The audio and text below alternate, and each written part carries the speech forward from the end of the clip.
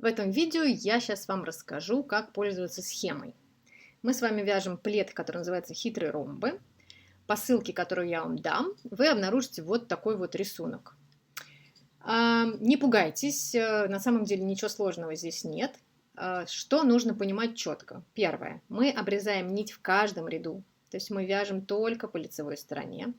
Вот здесь вот сбоку вы найдете нумерацию рядов, потому что мы начинаем вязать справа налево, вот справа у вас здесь будет нумерация рядов.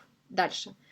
Кажется, что рисунок сложный, но на самом деле раппорт у него довольно простой. Раппорт у него выделен красной рамкой вот здесь. Раппорт составляет в ширину 10 петель.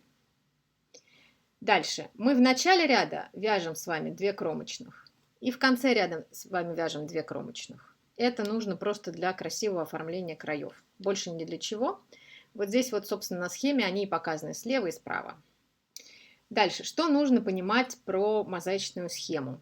Что мы не обращаем внимания на цвет клетки. Вообще, нам не важно, белый тут клетка черного цвета, не важно. Мы четко с вами меняем цвет в каждом ряду и смотрим только на крестики и пустые клетки. Сейчас я увеличу схему, чтобы вам покрупнее это показать. Вот смотрите. Значит, во-первых, что такое раппорт? Вот это вот красным выделено рамочкой, вот этот фрагмент нашей схемы. Раппорт повторяется и в ширину, и в высоту на всем протяжении вашего полотна. То есть это повторение ваших действий абсолютно.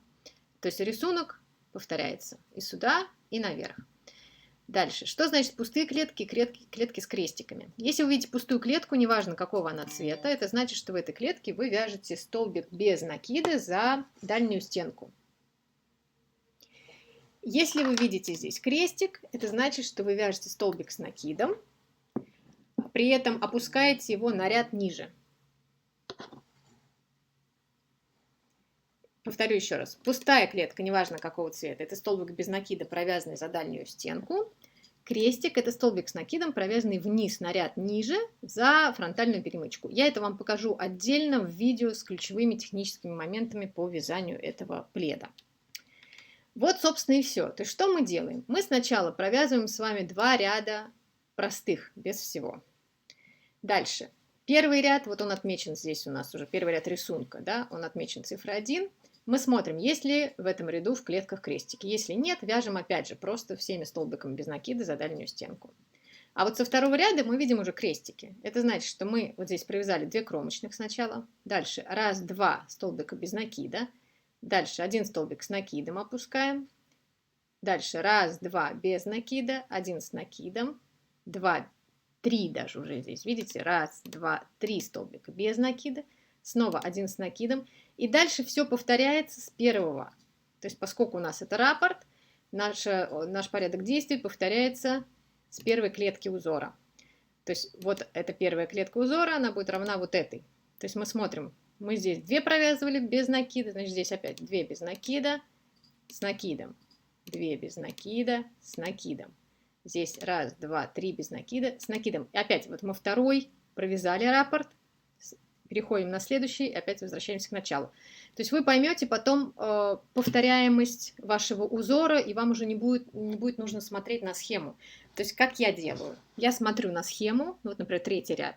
Я вижу здесь, что у меня там глубокий столбик, 3 неглубоких, снова глубокий, 2 неглубоких, глубоких, 2 неглубоких. Я запоминаю постепенно эту последовательность и дальше на протяжении всего ряда ее повторяю. Но нужно следить, периодически надо как-то смотреть на полотно и видеть, не сбился ли рисунок случайно, может быть, где-то вы ошиблись, где-то обсчитались. Но в целом это очень удобный способ, то есть запомнили и дальше двигаетесь в этой последовательности. Итак, от ряда к ряду смотрите, где у вас пустые клетки, где крестики, так и двигаетесь. Теперь, что происходит, когда вы этот раппорт довязали, да? Вот в 36 ряду он заканчивается, этот рисунок. Дальше он повторяется снова с первого ряда. Но здесь есть один такой момент интересный. Сейчас я вам попробую его объяснить. Значит, казалось бы, в 37 ряду нам нужно начать с первого, да?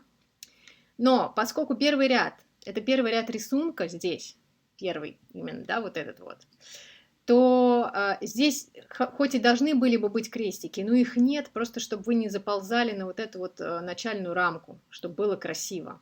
Поэтому вот здесь первый и второй ряд, вот здесь вот 37 и 38 я вам заполнил так, как они должны были бы быть в первом и втором ряду, если бы здесь не было начальной рамки. То есть вы провязали 37, вот как здесь написано, как нарисовано, где крестики есть, там провязали глубокие столбики. 38, а дальше уже 39 вы начинаете вязать как третий.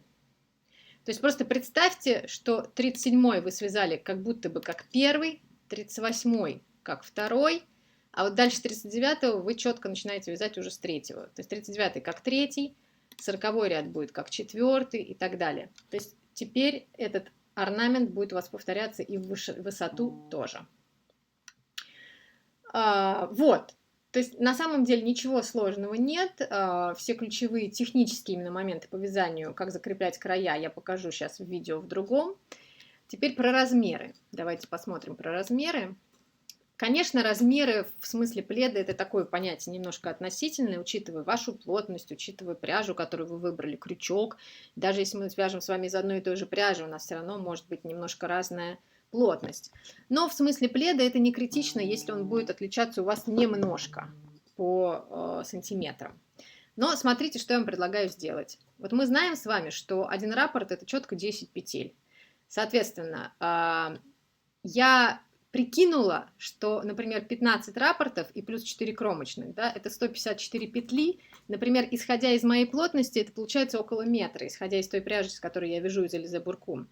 Но что делаете вы? Вы же знаете свою плотность, вы связали образец, вы знаете, сколько у вас столбиков в 10 сантиметрах. Вы просто мои 154 петли переведите в сантиметры и посмотрите, сколько у вас получается. Если вам достаточно, я посчитала на разную плотность, там получается от 80 сантиметров до метра с лишним. Если вам достаточно, значит вы набираете 154 петли и вяжете размер S. Если вам мало, то двигайтесь дальше к размеру M. Для размера M я беру 20 раппортов плюс 4 кромочных, это получается 204 петли. Переводите 204 петли в сантиметры, исходя из вашего образца, и смотрите, вам достаточно такой ширины. Это мы определяем ширину, да, нашего пледа, потому что у нас бахрома будет слева и справа. Достаточно вам 204 петли? Окей. Если нет, или если там у вас плотность не такая, то идем дальше к размеру L, берем 25 раппортов. Если вас не устроит вдруг ни один из этих размеров, вы можете посчитать сами, то есть взять, например, не 15 или 20 раппортов, а 17. Как это делается? Мы берем 17 раппортов, умножаем на 10 петель, прибавляем 4 кромочных и получаем другое количество петель. Возможно, у вас будет размер между S и M. Возможно, это для вас будет более подходящее. Но в любом случае, единственная мерка, вот единственное, с чем вам нужно определиться на старте, это вот шириной вот этого пледа. Вот с количеством петель, которые вам нужно набрать. Вот. Дальше набираем петли и начинаем вязать. Для этого уже переходите на просмотр видео про технические моменты.